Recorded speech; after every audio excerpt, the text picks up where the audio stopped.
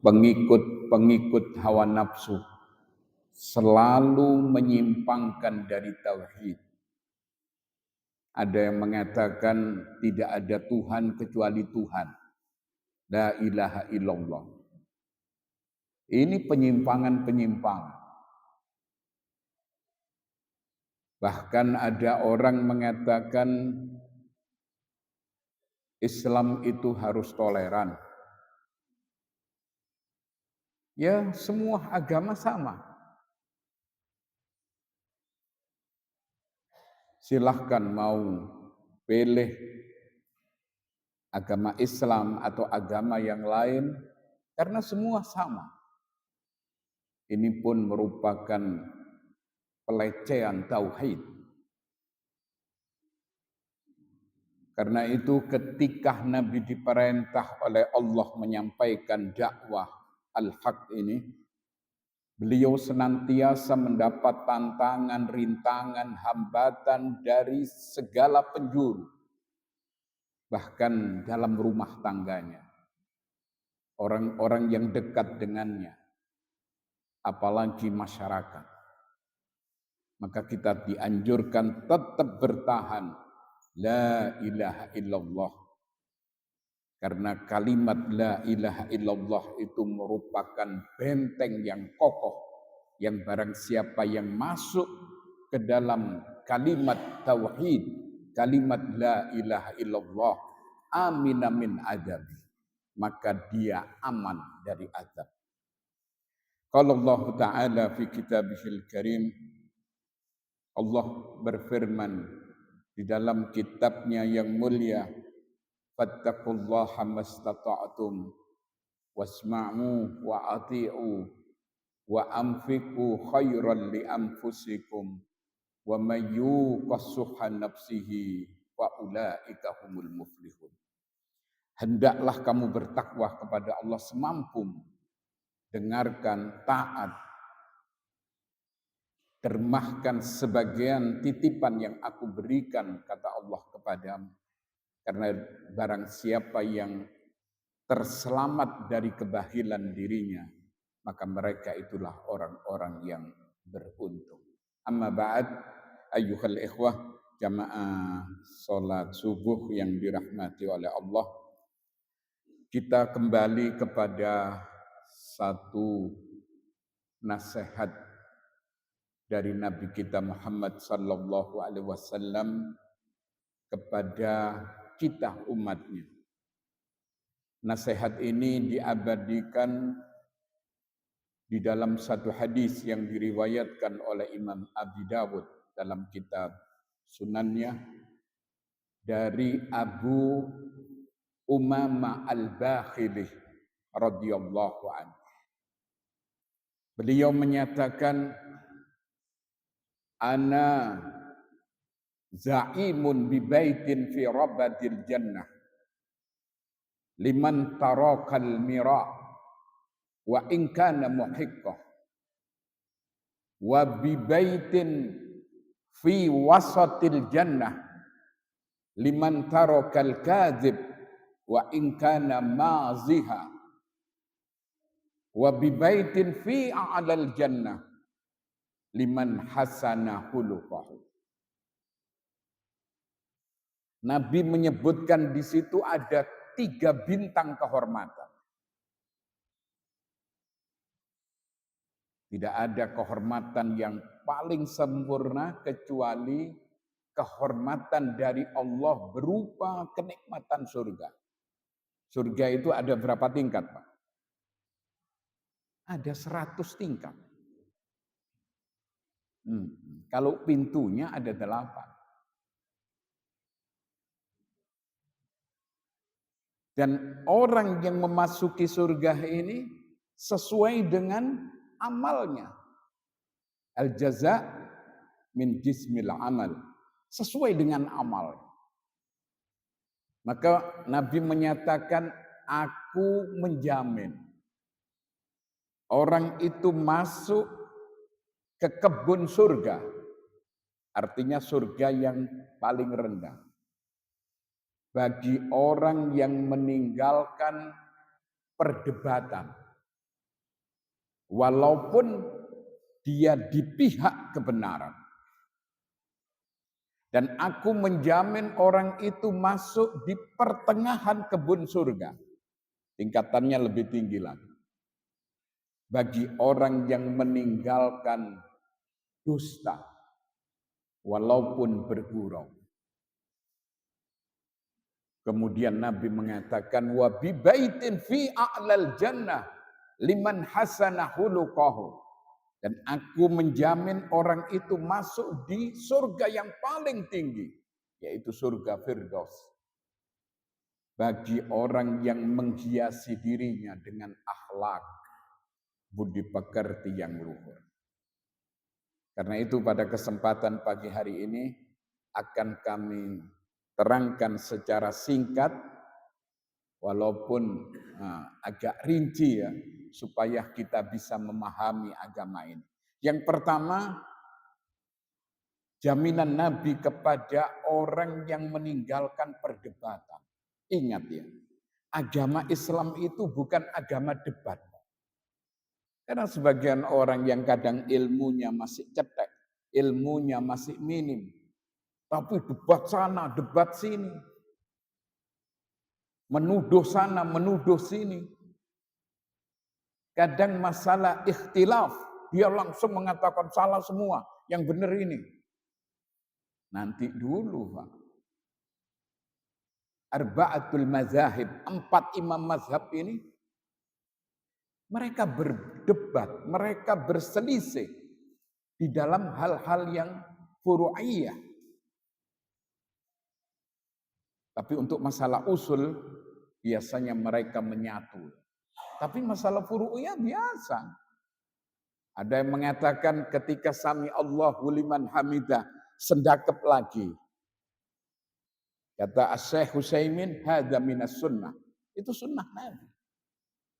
Ada yang menjulurkan tangannya, itu pun boleh. Karena itu ada ikhtilaf. Ketika seseorang mengeluarkan jarinya, yang paling tepat ini adalah waktu pertama. Kemudian dia akhiri juga setelah salam kedua. Ada sebagian orang yang enggak seperti itu. Itu ikhtilaf, hal yang biasa. Jangan sampai enggak sama dengan kita, salah semua. Wah, ini enggak benar. Apalagi ada orang mengatakan kalau bukan organisasi ini, semua salah semua. Ini sampean lihat ya, ini orang bodoh. Orang yang cuma bisa debat sana, debat sini, debat kusir. Apalagi yang didebat ini ulama. Ini tambah parah ya.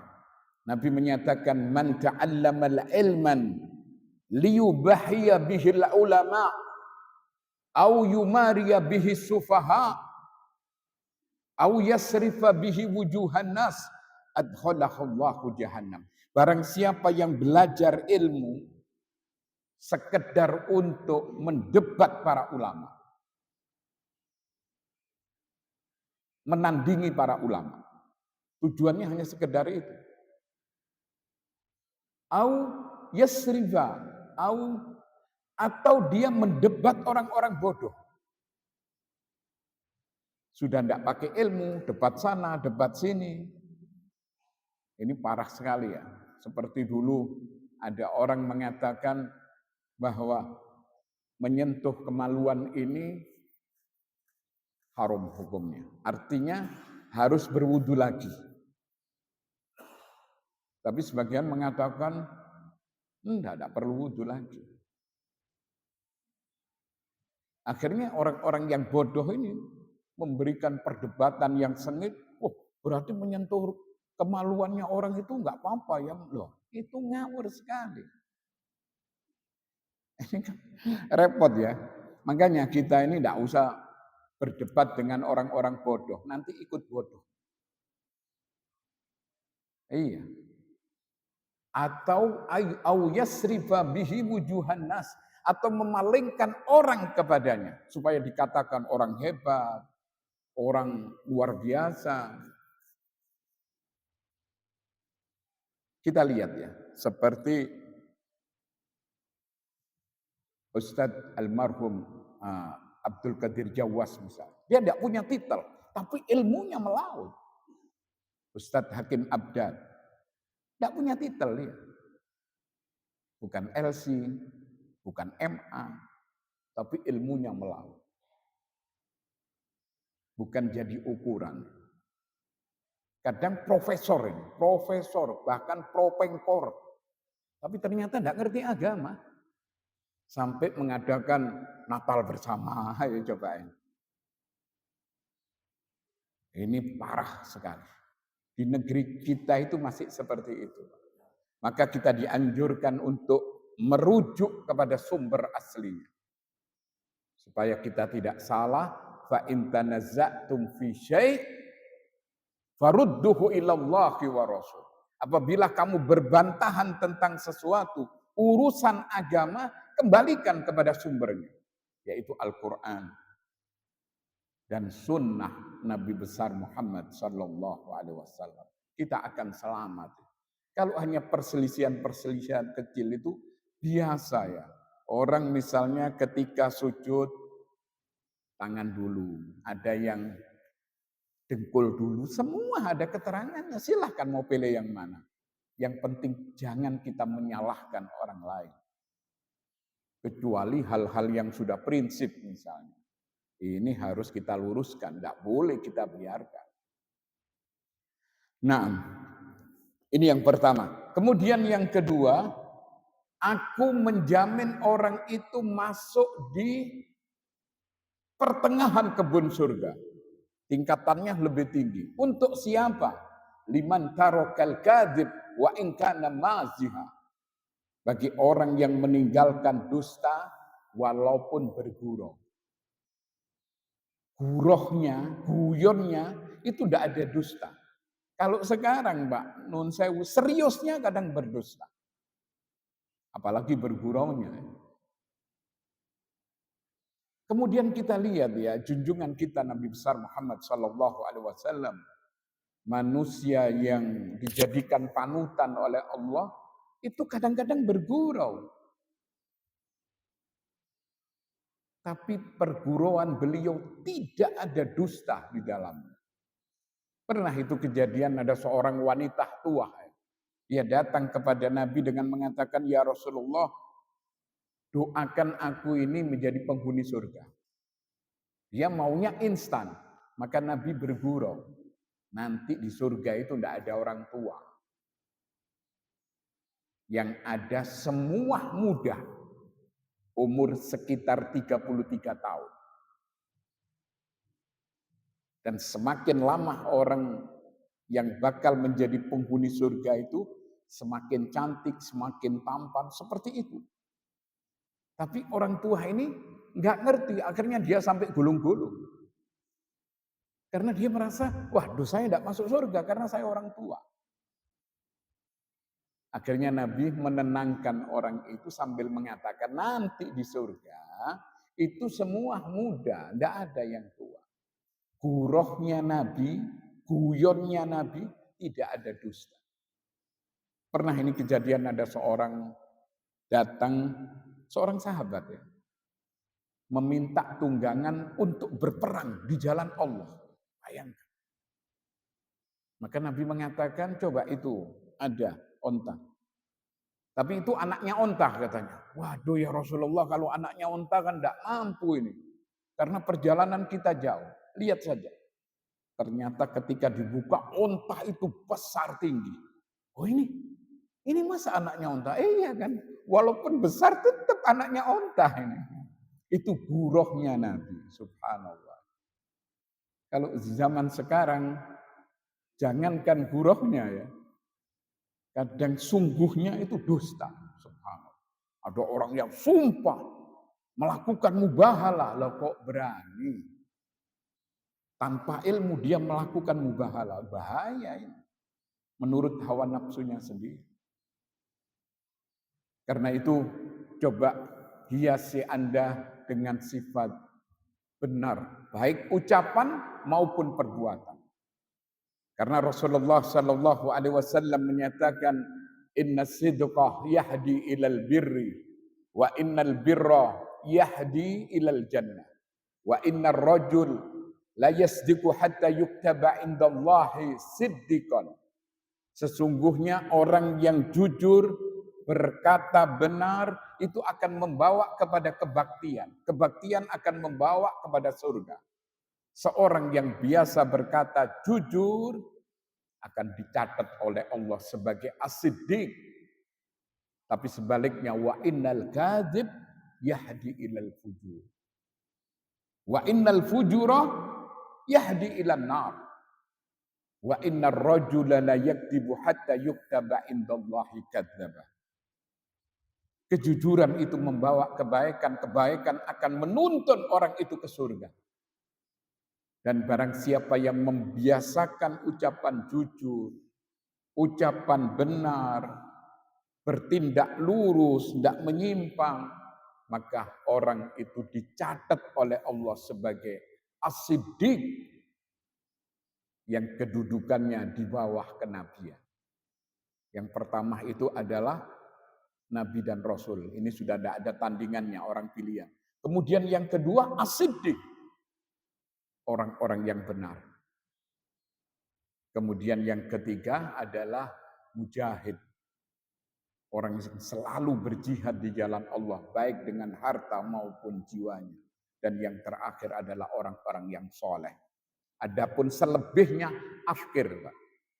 Nah, karena itu sekali lagi saya menghimbau, coba dibiasakan kita mengucapkan kalimat yang benar. Terutama para pedagang ini ya. Para pedagang ini ya enggak semua, cuman kebanyakan dusta. Ketika menawarkan barang, ya apa barangnya? Iki luwe apik teko toko. Wong iki bekas kok luwe apik teko toko. Jelas dustanya kan. Barang pengkor kabeh. Enggak jelas ya. Man kita kadang-kadang ini terkontaminasi omongan, "Woi, iki mari tawar saya ini, mari sik saya." Padahal semua adalah kedustaan. Enggak ada barokah nanti. Nah, kemudian yang ketiga, wa bi baitin fi a'lal jannah liman hasanah khuluquh. Dan aku menjamin orang itu masuk di surga yang paling tinggi. Untuk siapa? Untuk orang yang punya akhlak, budi pekerti yang luhur. Dan akhlak ini dijadikan tolak ukur oleh Rasulullah. Akmalul mu'minina imanan ahsanukum khuluqan wa khiyarukum linisaihim. Orang mukmin yang paling sempurna imannya, yang terbaik akhlaknya. Dan sebaik-baik kamu adalah yang paling baik kepada keluarga. Terutama akhlak kita kepada Sang Pencipta. Walaupun kita sendirian, Mbak, tidak ada orang melihat, tapi kita harus berakhlak kepada Allah. Kenapa? Karena Allah melihat kita. Sayyidina Abu Bakar Siddiq ini ya, manusia yang paling sempurna imannya setelah Nabi. Beliau itu sungkan. Bayangkan, kalau dia buang air, itu sampai ditutupi semua. Padahal tidak ada yang melihat kan tertutup. Tapi dia malu kepada Allah, saking ya. Nah, sementara mohon maaf kita ini kadang-kadang telanjang apa, ya tidak apa-apa, wong di dalam jeding, ya tidak ada masalah. Cuma kadang dolanan iki tidak jelas ya. Tidak malu sama Allah. Tapi itulah kita ya.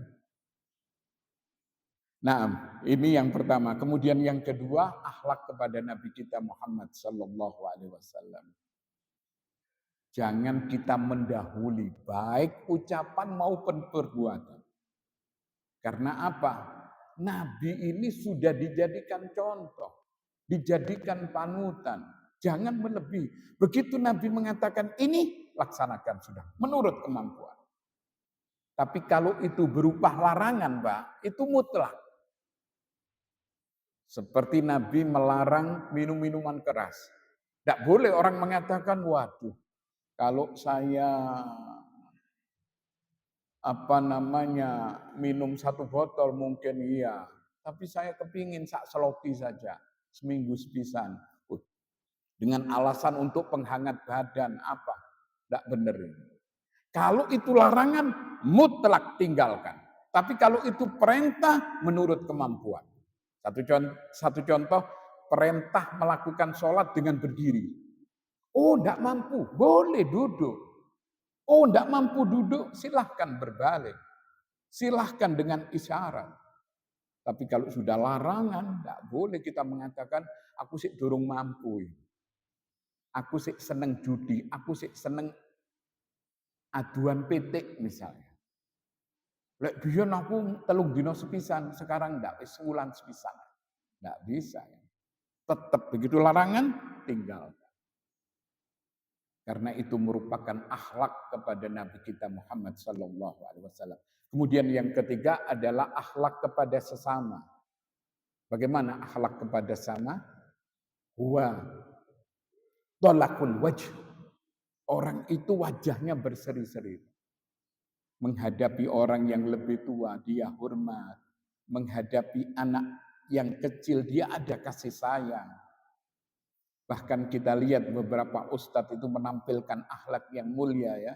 Kadang salaman dulu. Ndak ngenteni koyok Ka'bah.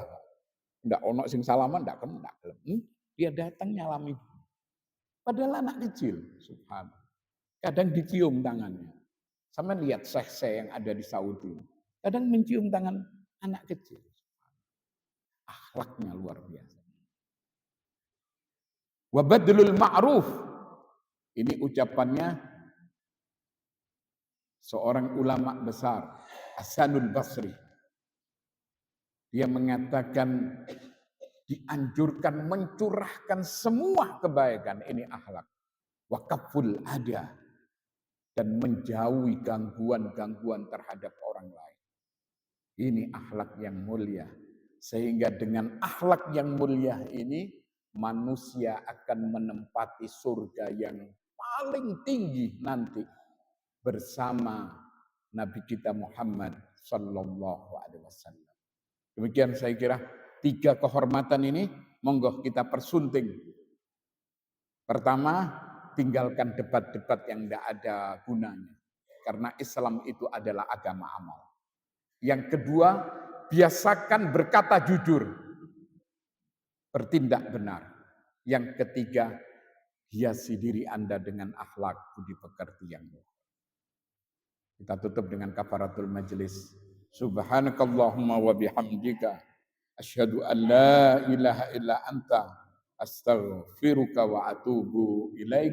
Assalamualaikum warahmatullahi wabarakatuh.